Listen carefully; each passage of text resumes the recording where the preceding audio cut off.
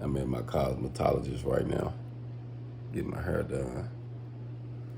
You know, since my stuff got thin, I had to cut that off, grow my chin out.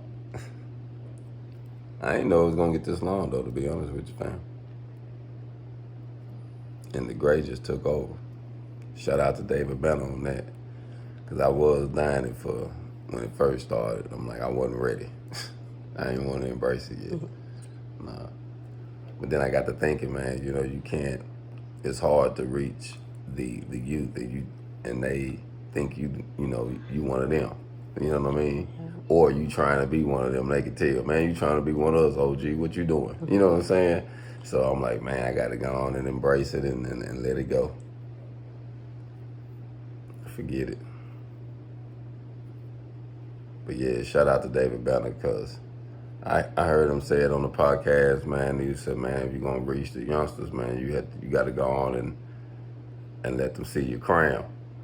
You know, and you'd be surprised how, you know, when they see them gray hairs, they'll say, oh, gee, man, they'll ask you for some advice. But you trying to be like them and you wearing what they wearing and you trying to fit in, man, it's going to be hard for them to really, you know, to reach out. Yeah, they going to feel like you can't tell them nothing. They're like, man, what you going to tell me? You out here with me. Right. You know what I'm saying? So I'm like, yeah, you got me. All right. But it works, though. I mean, literally, it do helps the youth, you know, be more open to me, want to talk to me about certain things. And I can share my input with them.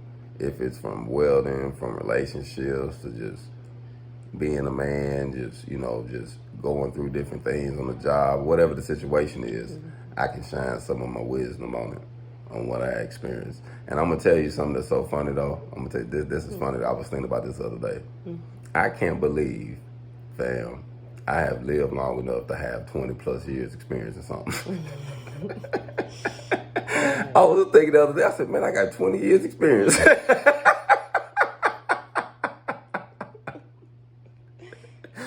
To me, that's hilarious, fam, because, you know, they used to tell me I wasn't going to make it to see 18. And I ain't going to lie, hell, I thought I wasn't going to make it. You know, even in prison, I'm like, man, it was a war zone. I was like, man, I don't know how this going to go. Hell, I wasn't in the prison 90 days and caught attempted murder charge. I'm like, man, I'm going to even catch more time being in here trying to protect myself or somebody going to kill me, because I ain't going, you know what I mean? And I ain't know how it was going to go. I ain't know how that time was going to go, fam. You know, but today I sit here, you know, I got released in 06. And what's this? It's like, what, 17 years ago? That's about right, huh? This year made 17 years in March. Wow. I've been out since March. March the 8th, 2006 is when I was released from prison after a decade. Man. Sometimes, you know, you look back on it now and you think, you know, I was thinking in there how I was going to make it through many nights and days, and I've been out here this long and I had issues, and I'm like, man, you know what, wasn't nothing worse than that.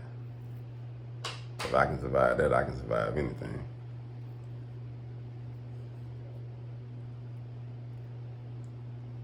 Hold on.